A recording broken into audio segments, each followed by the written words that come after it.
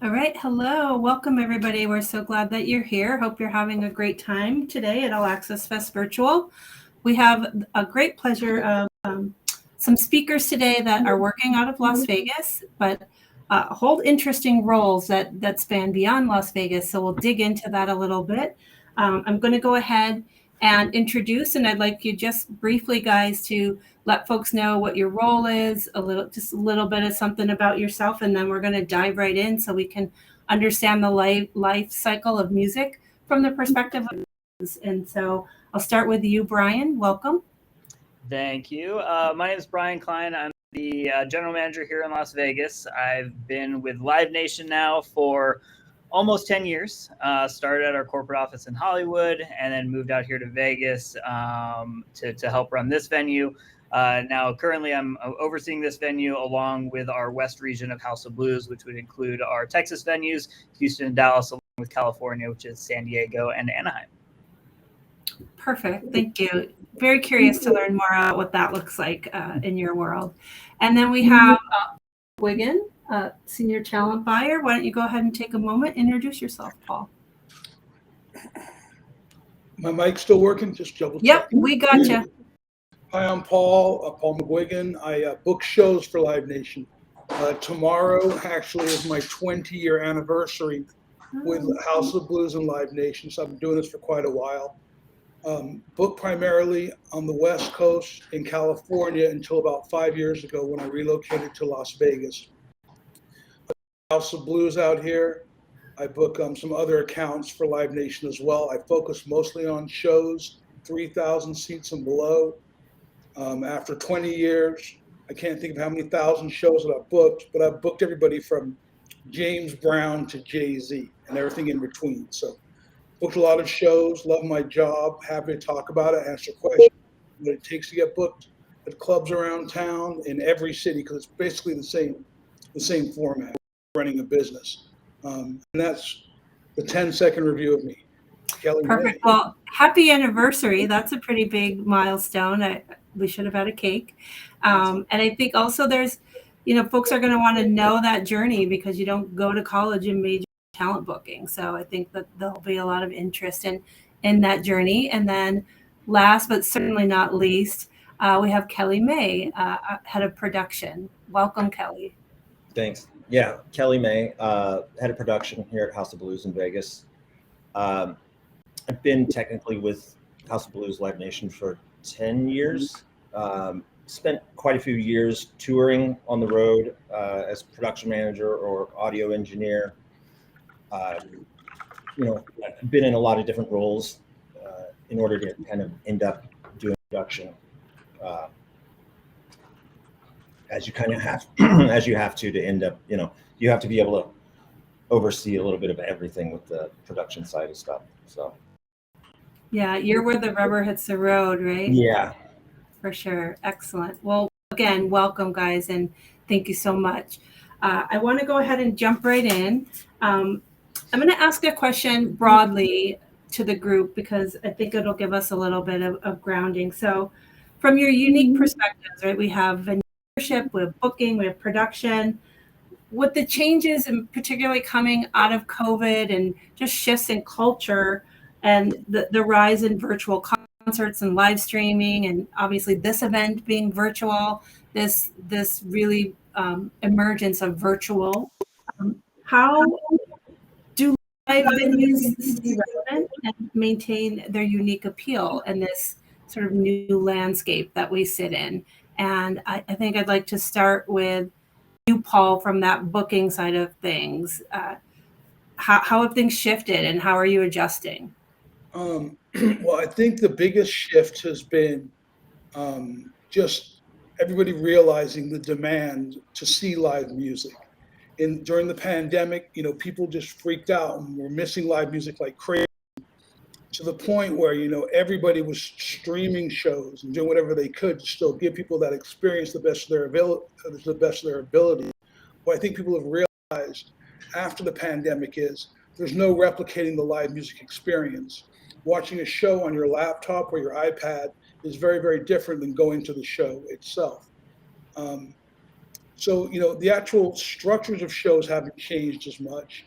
It's busier now than it was before because you had people who were forced to take 2 years off of work. And for most musicians, once the pandemic hit, it meant no money coming in. So Kelly, Brian, and I all had friends, acquaintances who were in pretty big bands who were forced to work for Uber Eats just to get enough money to pay the rent, and things like that. Because although they might be rock stars you'd recognize from MTV or someplace else, they're not rock stars who live in $30 million mansions. Like there's only one Ozzy Osbourne, but there's probably 5,000 other lead singers of metal bands. So I think really it's just been the demand for live music. It has been the biggest change. Just we are so busy with shows, and that's fantastic. What else we want to do? I mean, there's nothing better for myself personally for the last 20 years than watching bands play. I'd rather watch bands play than sit on my couch and watch TV than really do anything else. Like it's a very, very special part of the job for me personally, and I hope that I'm able to continue to book more shows and get another 20 years under my belt and be 40 years in this business. Right on. Next, I'll bring the cake at the next one. Laura, I'll take the $20 for that. I'll Venmo you, Paul. And I'll toss it over to you, Brian. There's so many facets to running a venue, and so with these shifts and changes, what is your work in making sure that you're retaining relevance? And clearly in a market like Las Vegas, for folks that maybe are tuning in and don't know, competitors are a couple steps away, and there's lots of them, right? It's this really small stretch of space where you can go see headlining acts up and down the strip. So post-COVID, how are you working to make sure that the venue is maintaining this unique appeal that is bringing folks into these shows that Paul is booking? I mean, the benefit for us is House of Blues has such a history and a brand to it that post-COVID, where everyone was getting back, and it wasn't something new. Everyone still knew House of Blues and had that familiarity with it. Specifically here in Vegas, you can definitely go and see an arena act or something like that, but you're not going to get the intimate feel of a smaller venue like a House of Blues. When you go to an arena act, you're probably 40, 50 feet away from the artist. When you come to our venue, you're 4 feet away.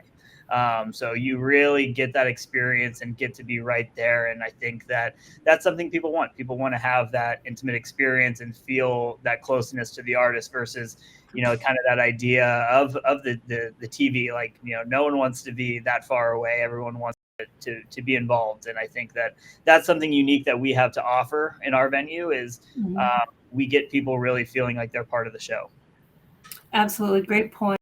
Yeah, I saw somebody I really wanted to see, but they're at Allegiant Stadium. I was like, oh, that's too big. I don't want to do it there.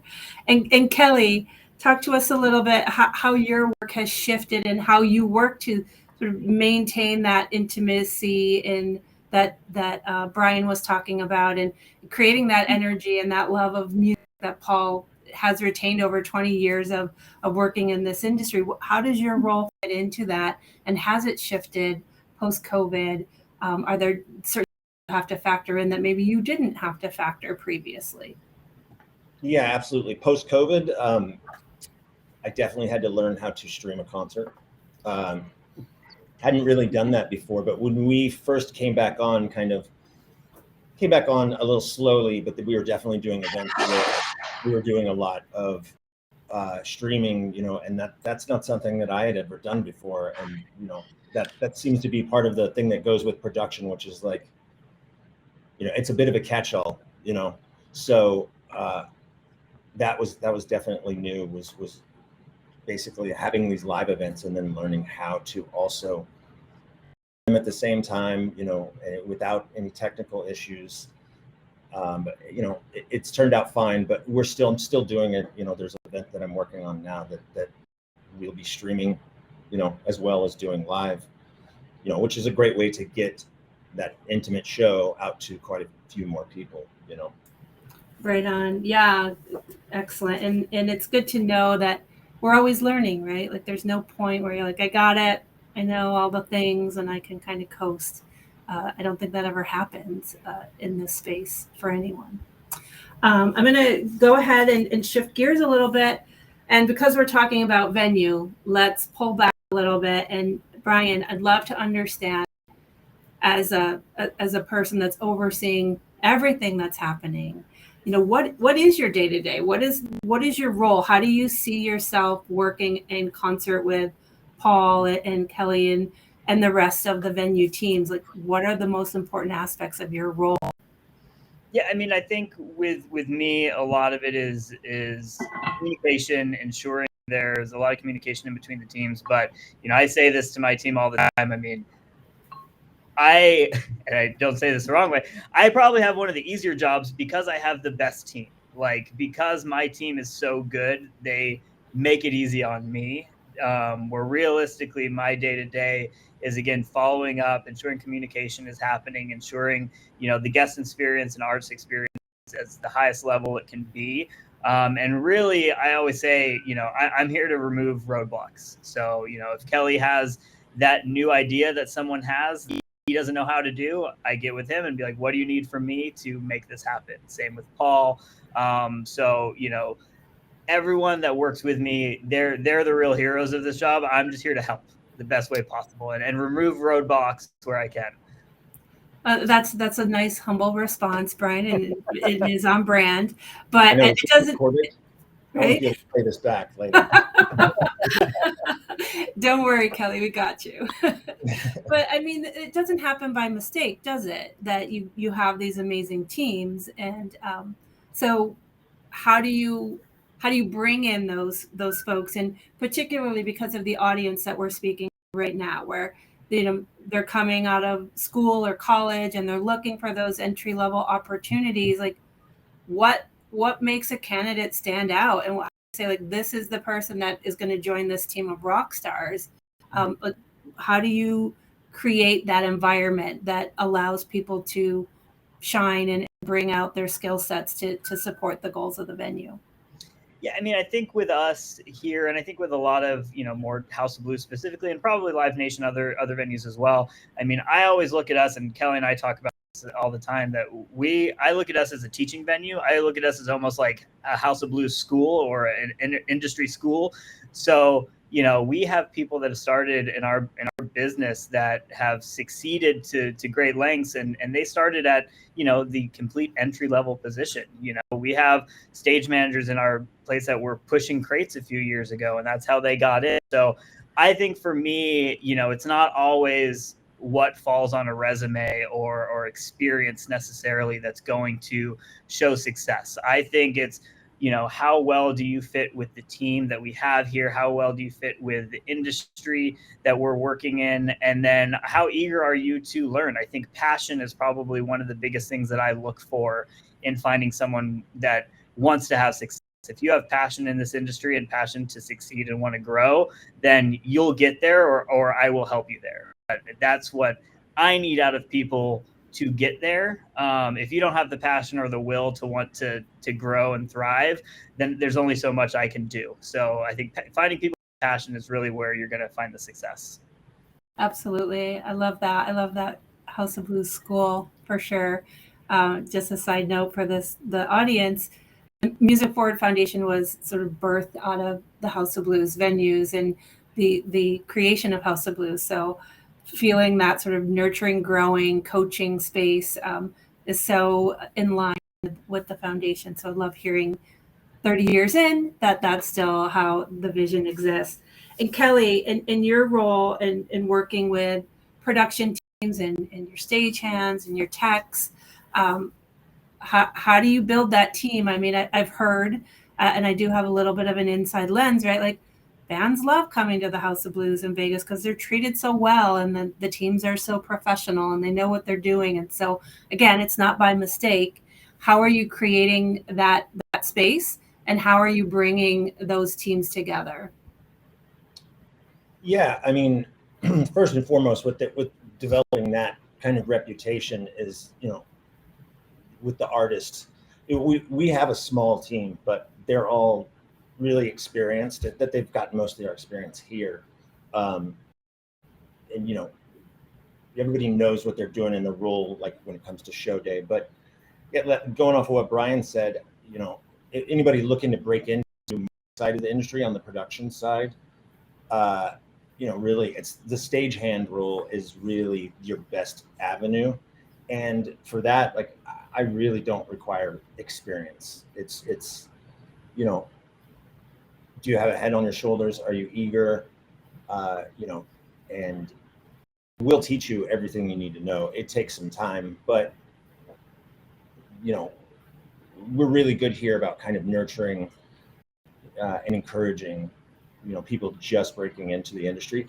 And the great thing is usually they are eager and, you know, willing to learn. And it's really makes it a lot easier to kind of find out what their direction or passion is, whether it be audio or lighting or video.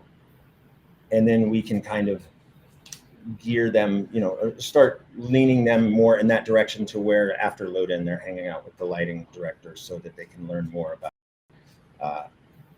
So Brian said is really kind of the eagerness and willing is really what I'm looking for.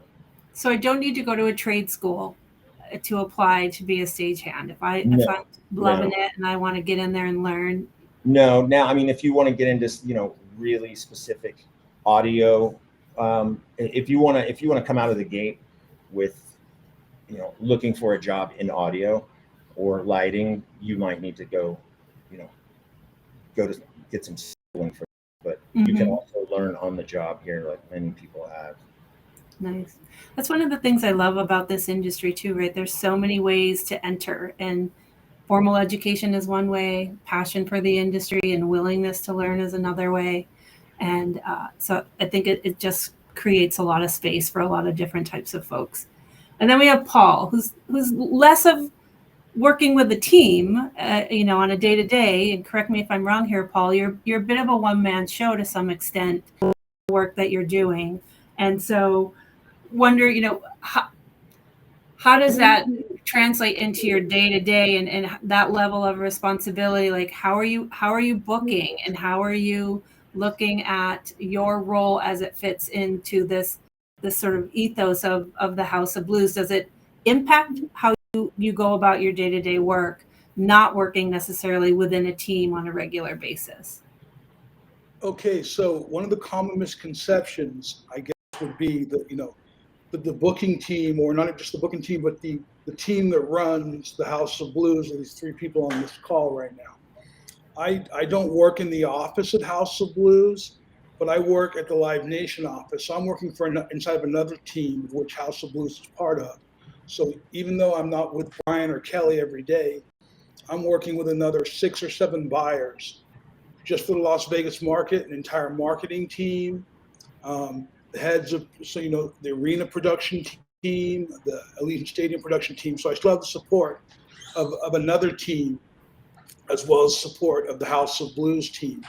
The tough thing is, because we just move so quickly, you know, there's so many shows. Like right now, I have about 85 shows on sale between House of Blues, another venue I oversee the booking for. You know, if I spend 5 minutes a day on each of those shows, that's my entire day. I'm not booking anything new. See, really, nobody does this job by themselves. Everybody needs help. Everybody needs to be part of a team. So even though I don't see Kelly every day, I talk to Kelly most days. Even though I don't see Brian every day, we talk several times a week, sometimes 10 times a day. We don't talk for a week, and then we'll talk 20 times in a day. It just depends on what show we have coming up, what the problems are at hand, and how we're going to deal with them. So I'm rambling. What was the other part of the question? I think I asked you a pretty open-ended question, and I did want to give that perspective of it. Sometimes it does feel like, oh, the talent buyer is this solo person doing all this work and working with artist teams to book. But the reality is, like, you're constantly working with venue teams in order to execute these events. Absolutely. And then the other side, I work with a team of agents and managers who I procure the entertaining from. Like, you know, the band, we're not so fortunate, even though it's Vegas, we like to gamble. We're not so fortunate we just open the doors and the band shows up. Like, it takes a lot of planning. We have to buy these bands from someplace. So there's you have a core group of people that you work with every day. Part of it's the venue team. Part of it is the Live Nation team, we'll call it. The other part is the team doesn't even work for Live Nation, but it's the agents, the managers, and of course the artists who I talk to every day and rely on them and their cooperation in booking the clubs that I book. Right on. And I want to lead into that just a little more with you, Paul.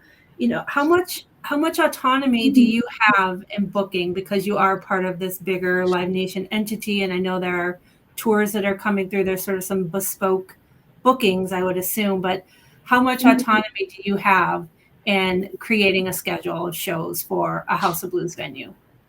I pretty much have full autonomy until the shows don't make money, and then all of a sudden I got a lot of people ask me what I do for a living and want to know what I did that day, that afternoon, etc. We talk as a group of talent buyers. Like, I talk to the guys and the girls in California at least once a week. We're on a call together. But I talk to my colleagues around the country all the time just to find out, what's going on in their markets, who's selling, who's doing what. But as far as the way I program the room, that's left to me. And really my job is to find the best available artists for that particular day. Like, I would love to book, we'll just say Jay-Z as an example. I'd love to have a Jay-Z show this weekend. Well, Jay-Z's not even touring. Like, Jay-Z's pretty much retired at this point. So I have to see who is available to me on this Saturday. And I booked this coming Saturday, the 5th of August. I booked it, 90 to 120 days out. So there's a lot of strategy to it, but there's nobody who says hey, here's a list of bands, you got to book these bands. The other thing is too, although I'm the responsible talent buyer for the room, there is a Live Nation touring team that I work with closely as well. And sometimes I won't be booking the artist want to play just one show in Las Vegas. They'll want to play every House of Blues venue across the country, and they're going to want to play maybe 30 other states as well and other cities. So rather than 60 people booking individual shows, somebody in the corporate office in Los Angeles or a team of people will say, hey, we're going to do a tour with Baby Keem, and these are the dates he's looking at for Las Vegas. Is your venue going to be available? And I work with them to try to make sure the show plays House of Blues. But really, at the end of the day, it's sort of my call because it's my responsibility. If the club makes money, I get a lot of the credit. If the club doesn't make money, I get the majority of the blame. It's shared when there's victory, and it's pointed when it's not a victory. Yeah. Yes. And so, Paul, I want to keep going on this a little bit with you. So we talked about these booking of these bigger national acts. What's the balance between that and emerging talent and local talent? How do you weave that in? How much of a priority is that in your work? Okay, so somebody else was asking me about this in the chat, and I responded to him. Okay. Today, Live Nation is a business. We're not a charity. We're not like an endowment for the arts where I've got $1 million to hand out to people. Right. It makes it very difficult for me to book local talent in a room of this size. If we cut House of Blues down and try to reduce our expenses the best way we can, I'm looking to fill this room with 1,300 paid admissions. For a local artist who is playing the local coffee shop circuit and bringing 50 people out every time they play, that's pretty cool in a room that holds 100, 150 people. But in a room that holds 1,300 people, 50 people, I'm probably going to make enough money to pay the staff for that, 45 minutes you're on stage. So it's hard. It's not impossible, but it's very hard. And for an artist in any city to rely on the House of Blues to book you for your gigs, you're going to be disappointed because there's not a lot of opportunity. I probably would say, once a month, I'm looking for somebody to put on with a bigger band. Mm-hmm. Now, once in a while, I'll be able to try to take 4 or 5 of the bigger drawing Las Vegas bands and try to slot them in somewhere and say, hey, it's kind of like a local bill where, I got somebody who's good for 300 people, 2 bands that are good for 200 people each, 2 bands that are worth 50 people each. And I try to build a budget that's going to allow us to at least break even on 700 people. So it really is a combination. Now, the emerging artist situation is a little bit different. Live Nation actually has a program for emerging artists. But, depending on what your definition of emerging artist is, depends on how if the program appeals to you. For me, emerging artist would be someone like Macy Peters. I don't know if everybody knows who Macy Peters is. She's opening for Ed Sheeran in stadiums and arenas this year, which she's starting to do, her own headlining shows on the off dates around Ed Sheeran's tour.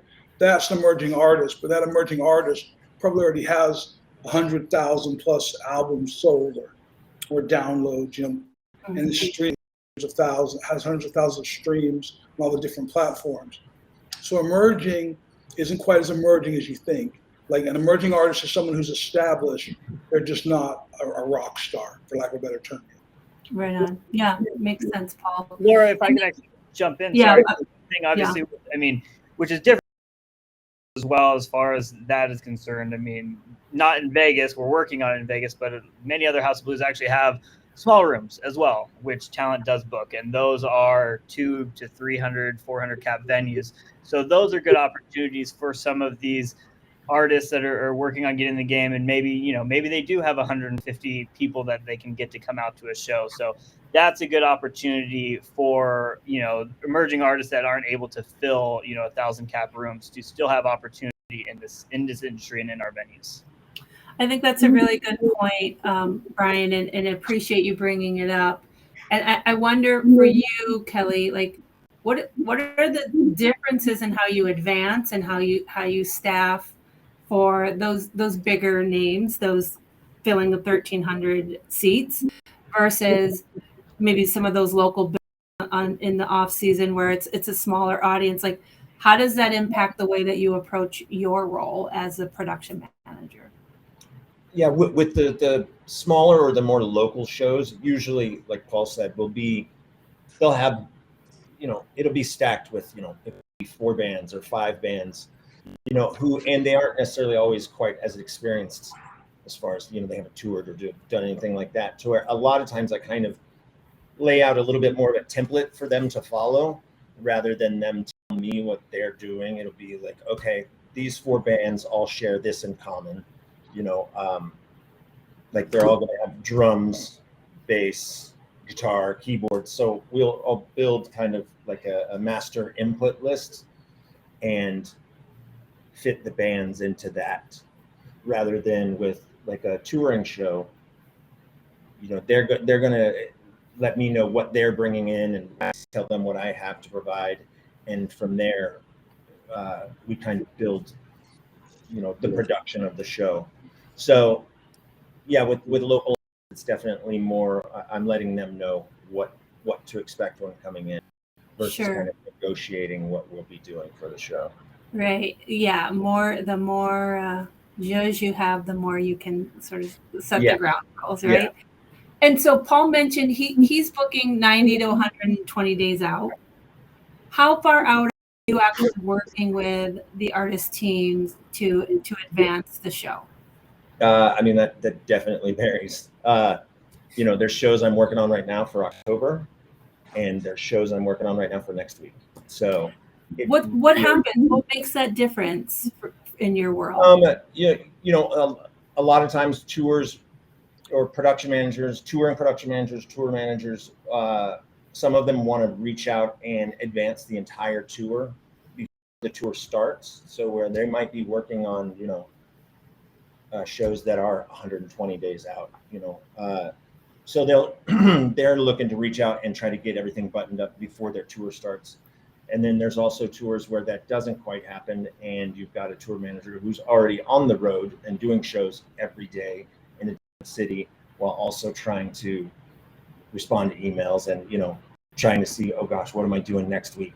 So it really runs the gamut, and luckily I've learned to kind of just go with it and not panic over not necessarily having all of the info, 10 days out or something. I definitely don't like to go more than 2 weeks out. If it's less than that, it starts to get a little bit more worrisome, if I don't have the info. Right on. Yeah, I appreciate that. And so, Brian, how dialed in do you need to be? And sorry, I'm getting a little feedback in my mic. I don't know if anyone else is hearing it. How dialed in do you have to be to audiences as a lead-in venue? Paul obviously has to think about who the fans are, but I'm thinking about, like, you're in a city that has a lot of tourists. So, like, is there something predictable? Do you know, like, oh, in the spring it's metal fans, and like, how do you respond to the market in your planning and your strategy, particularly in a town that probably, please let us know, like, how much are you catering to the local community versus tourism when you're running a live music venue in a tourist town like Las Vegas? Yeah, I think Vegas is obviously a very interesting market when it comes to entertainment, primarily because the amount of entertainment that's happening here and the visitors that are coming in. I mean, at any given weekend, can have millions of people coming in, and there's only a couple million people that actually live in Las Vegas. So you're really catering more to tourism because that is your base demographic of people coming in. And one beneficial thing with Vegas also that works with us with a lot of our models that we do is we have a residency model that we do, and a residency model is pretty prolific in Vegas because you're not dealing with the same guests on a daily basis. Where if you look at a venue like Anaheim or that's pulling from a large local market, you can only put the same artist so many times within a calendar year before people are like, I already saw them. With us, beneficially, like, we can have 2 weeks of 8 shows of Santana and almost sell out every single one because every 3 days we're getting a new group of people coming into Vegas. So in that sense, we do have a little bit of somewhat a crystal ball of things that we can look at. The benefit is with Vegas is a lot of things are put online to be able to find. So, when Paul is looking for routing and things like that, he can look at, okay, what convention is in town? What other concerts are going on? We know summertime based on, who's coming into Vegas. Concerts aren't really as strong for us just because people when they come to Vegas in the summer, they want to go to the pools, and they're not. And unfortunately, by the evening time, they're probably not in a good state to come to a concert. So it's just a little bit different of a market here, but because of that, it does give us a lot of opportunities to really kind of twist the gauges and test things and see what works. And we have a good Santana gets plotted out to around the same times every year because we know that's when works best, because we've been doing Santana for 11 years now, 12 years. 11, wow. Yeah. So yeah, he just played off his 300th show a couple months ago. Wow, amazing. So Paul, residencies, we didn't really dig into that when we were talking about the whole booking process. Like, how does your role play into planning residencies and the venues that you're booking? Booking a residency isn't really all that much different than booking a standalone show. I mean, you just look at the calendar and you figure out what the artist is willing to do, how many shows they want to do in a certain period of time, and you route it around. Some artists, will only want to play one show and they want a day off. It's usually the older artists for different reasons. Maybe it's their voices, there's a lot that goes into being a touring musician. So some artists are like, hey, I want to play Wednesday night. I want to take Thursday night off. I'll play Friday night. I want to take Saturday night off. And then I'll play Sunday. And you go, okay, well, can I make that work? So really, there's not a lot of difference between the residency shows and the one-off shows, other than the numbers, the money involved, and the amount of shows you're going to book. And finding one that works. Yeah, obviously, yeah. Right. I mean, listen, I wish everybody could do a residency, but to Brian's point, Carlos Santana, who's a Rock and Roll Hall of Fame member, a legendary artist, the guy's had an incredible career. He plays 30 shows for us a year. Like, that is a lot of shows, and that's a guy who's at the top level. If Carlos Santana can play 32 shows, how many shows can Gunna play? Like, maybe 2 in a row? I can't do a residency with Gunna. I can't do a residency with a band like Loveless. They're great bands, great artists, but they don't have the draw to stay in a big residency. So that pool of artists you have to choose from is much smaller than just looking at the calendar and going, hey, I want to do some shows this week.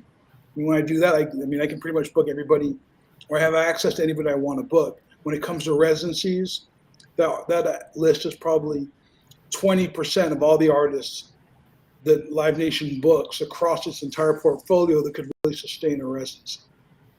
And being in Vegas, the competition you have for residencies is through the roof. Yeah. It's really become like I've been here almost 20 years and really seen that evolution of residency in Vegas. Like it's almost a standard, right, in venues at this point. I see that I could ask you a million questions all day. And I just miss you guys. I'm having fun having this conversation. But I want to ask one more question, and then I've got a couple questions in the chat that I want to get to. But with residencies, and because with a one night show, it doesn't sell as well. Paul takes a beating on it, licks his wounds, moves to the next show. In a residency, if it's not working, right? Like we really thought this was going to be a thing, but we're not selling tickets, or the artist just isn't up to par to do the number of shows that we've negotiated and agreed. Who does what in that space? Brian, Paul, like how do you work through a residency that isn't working? We've been very fortunate where the majority of our residencies have worked and continue to work. But I was just dealing with a situation with a residency that I thought was going to do very, very well for us. And after 2 shows, came to realize it wasn't going to pan out. So I'm talking to my partners in the residency, and I'm talking to their agents and saying like, hey, we got to, we're either going to restructure this deal we're not going to be able to afford to do, or we got to make it go away. It's a hard conversation to have. But as I said at the beginning of this talk, as it were, we're not a charity. We're a business. If we're not making money, at some point you cannot be in business and lose money. So at some point you got to say, hey, we just can't do this. Like the dollars don't lie. You see how many tickets we're selling. You know what you're charging me. You see how much revenue comes in at the box office. I'd love to continue this, but I cannot financially continue. Do you want to restructure the deal? Do you want to take less money and keep it going? And most artists don't want to do that. So are separate ways. But once you have a residency, you can't just wake up one day and go, I don't want to do this anymore. Like you have a contract with a certain amount of shows in place, so you're held to that. But you can talk about anything with an agent or a manager and just make sense of the business. Like can we continue this? Do we need to restructure, or do we just shake hands, walk away, and we live to fight another day? So you're the guy having the hard conversations with the artist. Yeah. Most of the time, yes. And Brian, you're the guy that's like pulling the pieces. I'm the one asking for the conversation. Okay, perfect. All right, I do want to get over to some of the questions that are in the chat, and let's see. This is Paula asking. In my short time working with live events, I already felt the pressure of balancing my work and personal life. The passion feels like enough to drive me through it. But I'm curious how you all confronted this. Like your hours are ridiculous. There's the pressure is high. How are you all finding a balance and maintaining that passion that keeps you, Brian, you've been here for a decade, Paul, 20 years, Kelly, you're no slouch in this space. Like how have you found that balance? And I'll just open it up, and whoever wants to field the question, I'll make it pointed.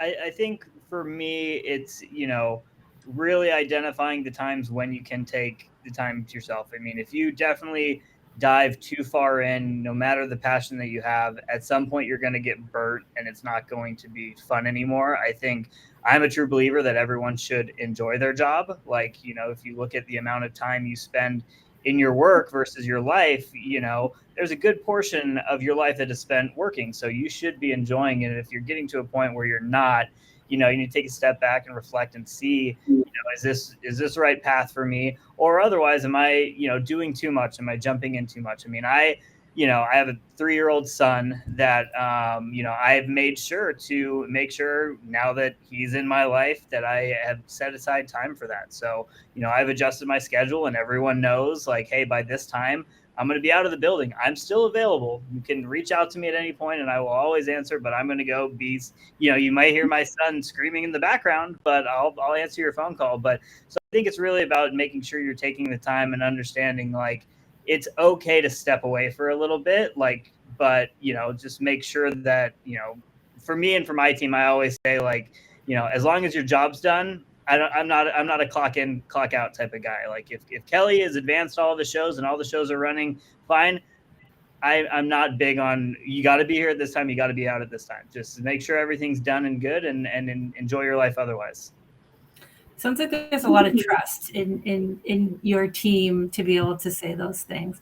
Paul, again, you have a really high stress job here, and so I wonder how you have managed to find balance. And, you know, have there been moments where you're like, oh, I'm falling off the deep end here, I've got to reassess? Yeah. So as I said, you know, my 20-year anniversary with House of Blues and Live Nation is tomorrow. Next year, next September, will be my 30-year anniversary in the music business. 30 years, the first time I walked into the Troubadour and asked them for a job in, what was that, 95? Yeah, 94, 95. No, 94. For me, it's an incredible amount of work. I've spent the majority of the last 30 years in nightclubs every night, whether it be a dance club or a live music venue, whatever it is. It's very hard, it's very taxing, but the times are so good that they make up for the bad times. It is impossible to describe how good it can really be. But yeah, it's tough. You just got to, like, stay away from drugs. Don't drink too much. You know, you got to be smart. Like, it's not just sex, drugs, and rock and roll. It's a business. It's sex, drugs, and the music business, I guess. And you know, it's hard to be a businessman if you're fucked up. Excuse my language. That's okay. We can handle it. Yeah. You know, you just got to work. You just got to work, and if you feel yourself getting burned out, like Brian said, you got to move on. I just try to, like, keep my head down, don't get caught up in the stuff that's going to make it even harder for me. But yeah, you sacrifice a lot. If you want to be a professional business, you have to sacrifice something. Yeah, it's very competitive, right? And it is crazy hours. And Kelly, I'll toss it to you. Like, what time are you heading home after a show, on a big show night? Late.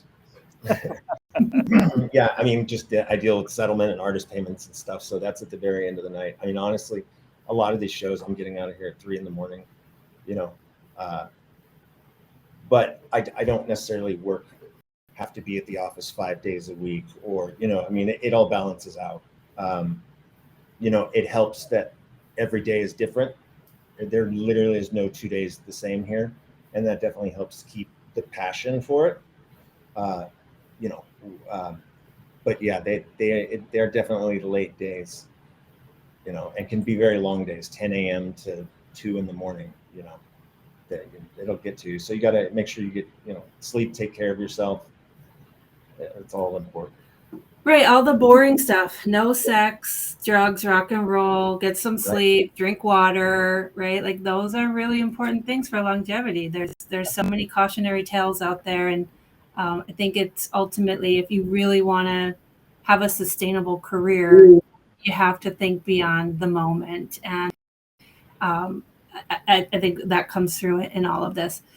Sadly, really sadly, we're at 2:45 Pacific time, so we're going to have to wrap it up. And I did not get a chance to ask this question in a robust way, but as we're leaving, if each of you could just, couple sentences, piece of advice for somebody that's looking at this panel right now and wants to follow your path into venue leadership, booking, talent buying, or production, what would be a couple of things that you would give as advice to these young people that are finishing high school, finishing college, going into the job market?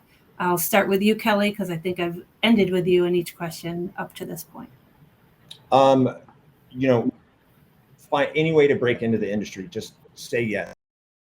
And once you get your foot in the door, really, I think finding a mentor is a huge bonus to really strides quickly to where you can learn from other people's lessons. You know, that really, just say yes to any way you can get to break in, whether it's pushing cases or it doesn't matter. Just get in, and then you'll find your direction and find a good mentor. Excellent. Thank you. How about you, Paul? What's your advice? I want to be a talent buyer. You said at the beginning of this conversation, formal education, it doesn't mean anything in what I do. I mean, you got to be literate. You can't, not learn how to read and write. But I would hire a kid who had an internship at his local club. Just went down there, was like, hey, put me to work. I want to do something. Like Kelly said, push cases. I'll hand out flyers for you, whatever. Somebody with that kind of experience is going to get a job with me faster than someone who goes, hey, I got a certificate from the 2-year program at USC in the music business. Doesn't really matter. I think you got to work hard. You got to really, really want it. There's lots of people who want to be in the business. There's plenty of opportunity, but you have to work. You have to work. So honestly, if you're coming in thinking about your work-life balance, it might not be the job for you. Like it's a working. You got to bust your ass. If you're willing to bust your ass, you can succeed in this business. Make a 6-figure salary, no problem for somebody who barely got out of high school. It's a possibility. It's you're not going to find those kind of opportunities other places. It's a great business to be in. It's just a very hard, taxing business to be in.